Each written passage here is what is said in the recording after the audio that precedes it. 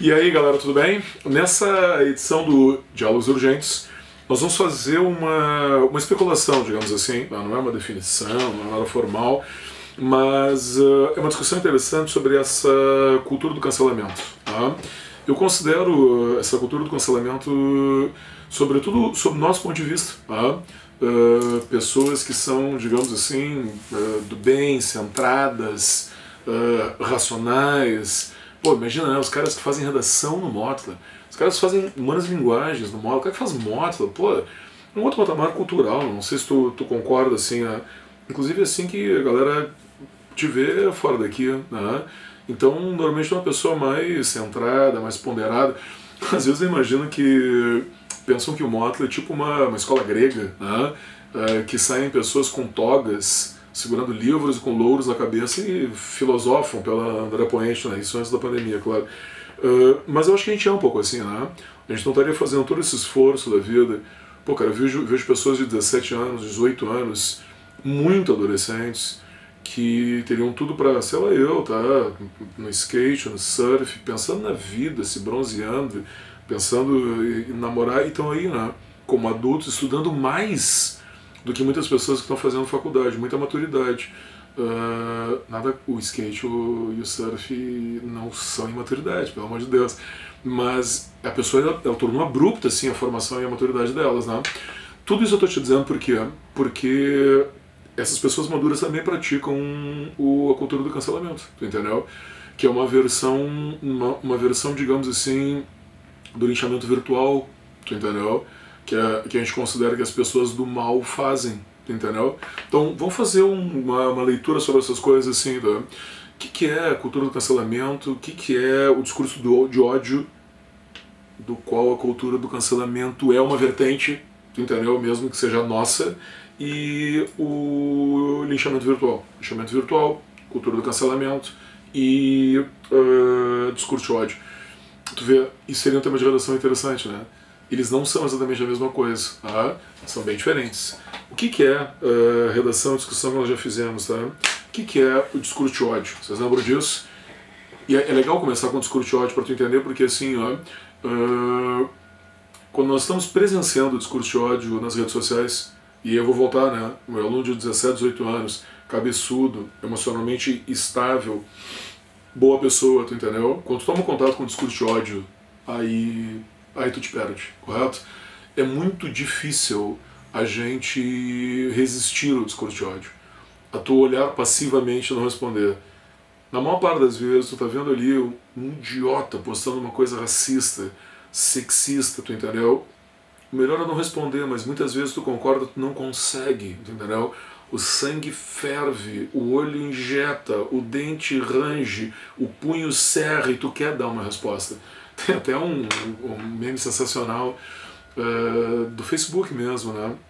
Que diz assim, ó, o Facebook informa, você não é obrigado a ter opinião sobre tudo, mas às vezes tu não consegue. Isso é uma coisa que as redes sociais fazem com a gente. Talvez tu não respondesse presencialmente a uma pessoa que dissesse uma bobagem, mas quando tu vê as pessoas postando 90% de postagens racistas, 90% de intolerância política, quase 90% de gênero, tu não consegue não responder. O discurso de ódio é muito baseado, totalmente baseado na questão do preconceito. Tá?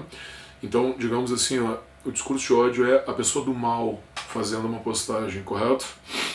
E, consequentemente, tentando linchar alguém. Porque ela tem uma postura política diferente, porque ela é a favor das cotas, porque ela tem uma aparência sexual que ela não gosta, porque ela é trans, porque ela é bi, porque ela não sei o que mais. São aquelas pessoas que, esses tempos eu fiz uma postagem e uma amiga minha aí do meio do vestibular perguntou, era uma postagem de uma pessoa que demonstrou preconceito contra professores e gays, essa pessoa ministra da educação, e ela me perguntou assim, de onde é que saem essas pessoas, né? De que buraco saem essas pessoas? Eu tenho vontade de responder assim, de uma cloaca social, entendeu? Para não dizer outra coisa. É difícil, como vocês estão vendo, tu ficar imune, correto? E aí, nesse momento, que uma pessoa equilibrada, vamos lá, né, professor de português, redação do Motla, com experiência e por diante, acostumado com a ponderação da URGS, perde controle, correto? e vai lá e cancela alguém, pratica um linchamento virtual ao contrário. Vocês entendem? Tipo, a política, a cultura do cancelamento é isso aí, é o linchamento virtual da pessoa que tenta ser do bem, que quer expressar uma coisa boa, mas que abruptamente também pode ser intolerante, talvez preconceituosa. Vamos dar vários exemplos, tá? Nesse sentido aqui. Vamos definir a cultura do cancelamento muito como aquela pessoa, como uma expressão da pessoa politicamente correta, ok? É quando a pessoa politicamente correta tenta fazer o linchamento virtual, correto? Sobretudo, e esse é um outro assunto, vai valer depois um outro diálogo urgente, na questão identitária, correto? Vocês já notaram isso na nossa sociedade? O que é mais, inclusive parece, né, uma pauta super esquerdista hoje em dia, é quando o cara chama de comunista, quando tu vai lá e tenta defender uma identidade que às vezes até tu não pertence, tu entendeu? Eu faço isso direto aqui, tá? Tu vai lá e defende uma identidade de gênero, tu vai lá e denuncia, pô, olha aí, por que o Brasil agride tanto homossexual ou até trans? No caso do trans, é o Brasil que é o país que mais agride. Quando tu vai lá e defende uma identidade fragilizada na sociedade, por exemplo, a questão da cor, por exemplo, a questão dos portadores de necessidades especiais, quando tu defende, por exemplo, a tolerância política, quando tu defende as classes sociais menos privilegiadas, correto? Quando tu tem essa índole da tolerância, ou talvez até do politicamente correto, talvez até excessivamente identitária, entendeu? Vou te dar um exemplo que eu considero excessivamente identitário e politicamente correto. Quando a pessoa comenta que o gênero gramatical é sexista, entendeu? Quando vai lá e diz assim, bah, a gente não deveria dizer menino e menina, deveria dizer com um X aquele no final, correto? Isso é uma pauta complicada de discutir. Mas esse perfil de pessoa que quer definir, que quer defender a identidade muito fragilizada, essa pessoa basicamente pratica a política do cancelamento, correto? Que também faz um linchamento virtual muito, entre aspas, do bem. Então não é a mesma coisa que é o discurso de ódio. Pode conter o discurso de ódio, mas nós estamos associando sempre o discurso de ódio ao preconceito. O pressuposto é que a pessoa é preconceituosa. A cultura do cancelamento é quando tu vai lá e cancela a pessoa que praticou isso. Às vezes também sendo violento, intolerante ou preconceituoso. É um círculo vicioso, né? Tu reage ao discurso de ódio com ódio também. O cancelamento, esse negócio da cultura do cancelamento, ele tem um condimento que veio de uma gíria que vocês já ouviram, provavelmente, que é o cancelamento do CPF, CPF cancelado. Você sabe o que quer dizer isso, né? Uma gíria da polícia para dizer que o cara foi assassinado. Entendeu? O cancelamento tem uma índole bastante agressiva também. É claro que às vezes é difícil suportar. Eu vou usar 2 ou 3 exemplos de cancelamento, aí vocês podem ver aí o quanto eles são justificáveis ou não, tá? 3 exemplos diferentes, tá? Recentes, que são bem interessantes. O melhor deles para mim, eu vou comentar mais exaustivamente, é o seguinte, ó. Vocês são ligados num cara chamado José Maier. Você sabe quem é esse cara aí?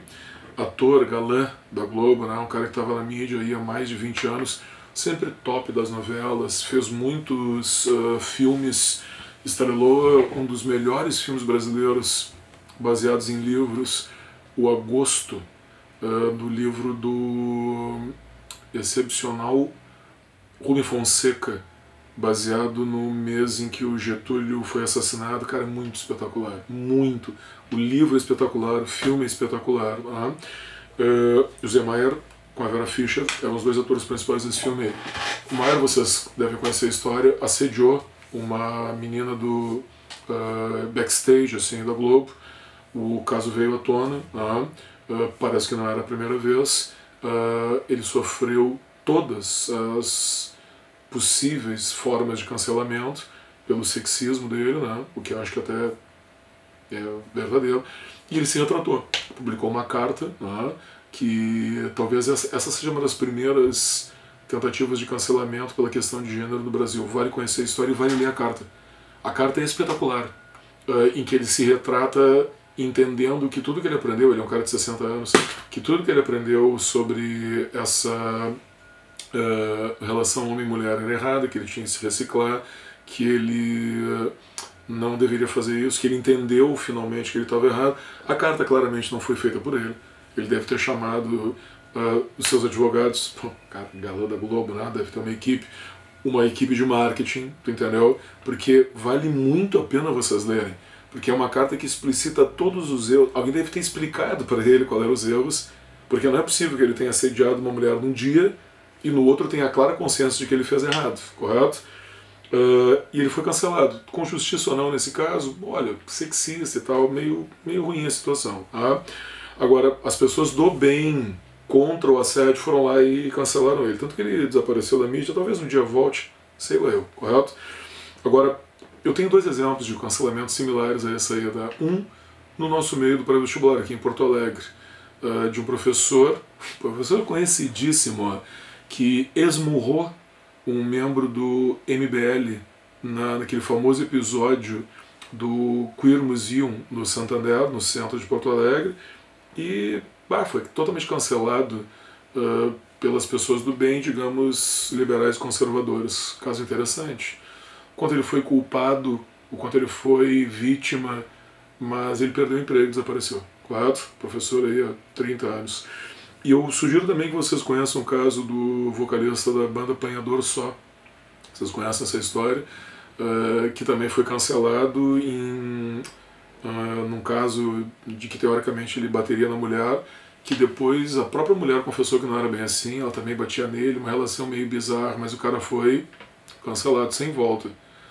Esse é o caso do linchamento virtual, e a gente está muito no limite da cultura do cancelamento. Tu cancelou porque ele batia na mulher, mas depois a mulher disse que não era bem assim, o relacionamento era diferente, tá? Mas daí como é que eu fico, eu que sou defensor dos direitos? Mas a banda terminou, correto? É interessante ver, né? O quanto é linchamento e o quanto é uma imposição do politicamente correto, enquanto daqui a pouco esse politicamente correto também pode ser linchamento mesmo, quanto pode ser intolerância, correto? Eu prevejo um tema de redação sobre isso aí. Eu acho que seria bem interessante tu ver a diferença entre essas duas situações. E o que mais me chamou a atenção, olha bem como é que eu vou te dizer agora, e por que isso é interessante como política? Porque te move, porque tu não consegue não participar, porque é como se tu entrasse numa arena, tu entendeu? E tu não consegue ser o cristão que vai dar a outra face. O cara te bate, tu bate de volta, tu entendeu? Esse é um efeito interessante das redes sociais, não é verdade? Se tu te contém no presencial, no virtual parece que tu é outra pessoa. É que nem aquele jogo de corda, né? Tu tá vendo que o cara tá puxando por um lado e tu sente o tranco virtual, sente o puxão virtual, correto?